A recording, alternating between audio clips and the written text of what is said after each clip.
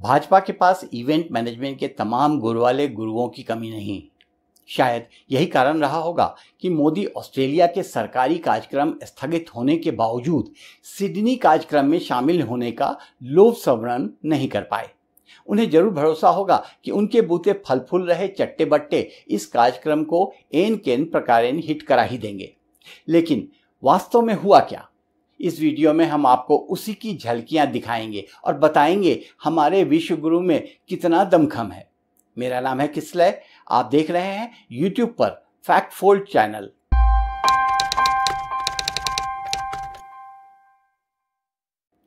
दरअसल हम आपको सुनाएंगे एक पत्रकार का अनुभव जो उस कार्यक्रम में शामिल होने पहुंचे।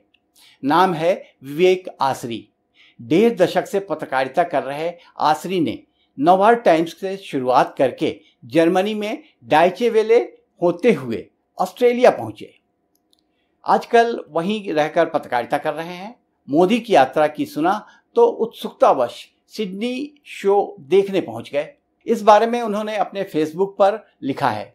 साथ ही उनका एक पूरा आर्टिकल दी वायर में भी छपा है। विवेक बताते हैं, जैसे ही वह स्टेडियम में पहुंचे चारों ओर बिखरी हुई खाली कुर्सियां दिखी। हालांकि मंच के निकट पहुंचने पर काफी भीड़-भाड़ भी थी, लेकिन इतनी भी नहीं। आसानी से एक खाली कुर्सी मुझे मिल गई। मंच की दूसरी तरफ पहली बालकोनी आधी भरी थी, जबकि दूसरे और चौथे माले वाली बालकोनियों की कुर्सियों पर छिटपुट लोग दिखाई दिए। बड़ी संख्या में खाली कुर्सियां दिखी।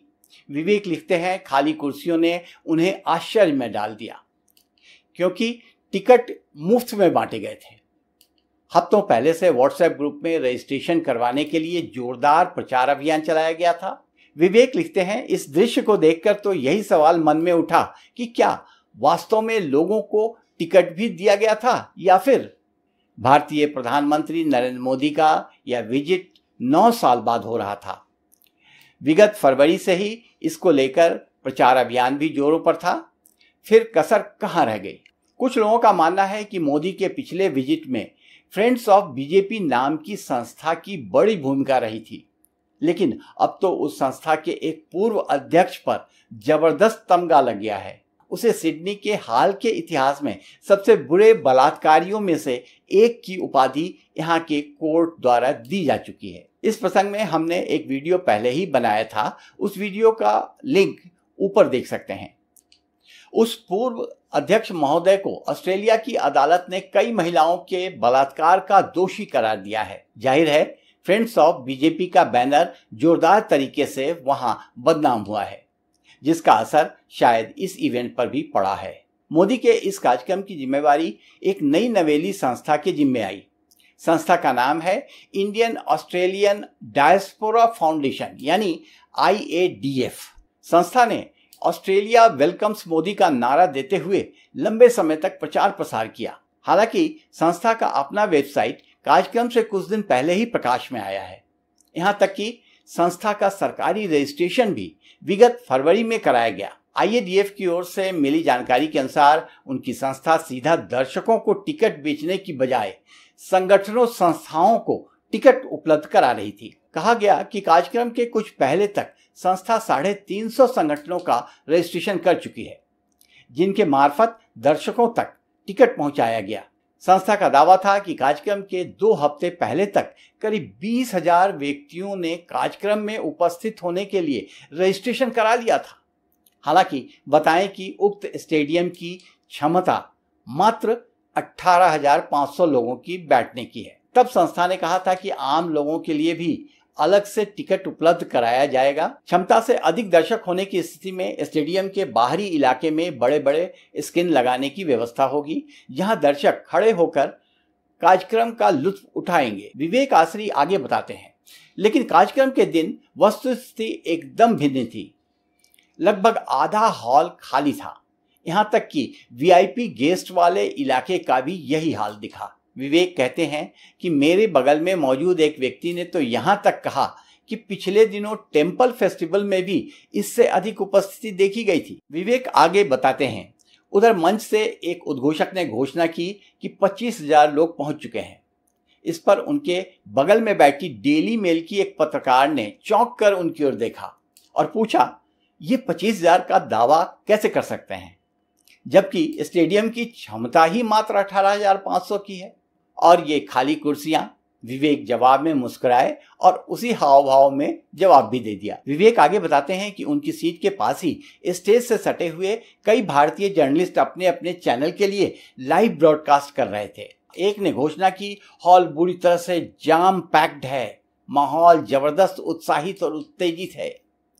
विवेक कहते हैं, इसमें कोई शक नहीं कि स्टेडियम में बैठे कई झुंड मोदी मोदी के नारे भी लगा रहे थे। हालांकि मंच की ओर जाने वाले रास्ते के किनारे जमा लोगों में कुछ एक को ऑस्ट्रेलियाई व्हाट्सएप ग्रुप में हेट मैसेज फैलाने के रूप में जाना जाता है। एक दूसरी तरफ वोहरा समुदाय के कुछ लोग अपने पारंपरिक लिबास में खड़े दिखे। विवेक ने उनका इंटरव्यू करना चाहा, लेकिन वे खामोश रहे। विवेक लिखते हैं, मैं यह जानने को भी उत्सुक था कि हॉल में कितनी संख्या में सिख समुदाय के लोग पहुंचे हैं। दरअसल IADF द्वारा लोगों के बीच यह घोषणा की गई थी कि उनकी स्वागत समिति में कई सिख समुदाय के लोग भी शामिल हैं, लेकिन हॉल में नजर दौड़ाने पर पता चला कि शायद ही इक्का दुक्का सिख नजर आ जाए। विवेक आगे लिखते हैं कि हालांकि मेरे पास इस बारे में पूरी जानकारी नहीं थी कि भारतीय मीडिया में इस इवेंट को किस तरह चित्रित किया गया है। यह आश्चर्यजनक था कि ऑस्ट्रेलिया में रहने वाले 10 लाख से अधिक भारतीयों में से 18,500 लोग भी स्टेडियम में नरेंद्र मोदी को सुनने के लिए नहीं आए। अंततः विवेक कहते हैं, फिर भी ऑस्ट्रेलिया सरकार ने इस कार्यक्रम में सक्रिय रूप से भाग लिया, जिसमें कई प्रमुख मंत्री उपस्थित थे। प्रधानमंत्री एंथनी अल्बनीज ने भारतीय प्रधानमंत्री की बॉस के रूप में सराहना की। हालांकि अगली सुबह उन्हें पत्रकारों के सवालों का बुरी तरह सामना करना पड़ा। स्थानीय पत्रकारों ने पूछा कि क्या अत्याचारी प्रवृत्ति के नेता के साथ मंच साझा करना उचित है। इन सवालों ने अल्बनीज को काफी शर्मिंदगी में डाल दिया। बहरहाल विवेक आसरी अंत में बताते हैं कि किस तरह इस कार्यक्रम को व्यापक बनाने के लिए ब्रिस्बेन, कैनबेरा और मेलबॉर्न से लोगों को लाने के लिए चार्टर्ड बसों की व्यवस्था की गई थी और एक फ्लाइट भी चल रहा था जिसका नाम रखा गया था मोदी एक्सप्रेस।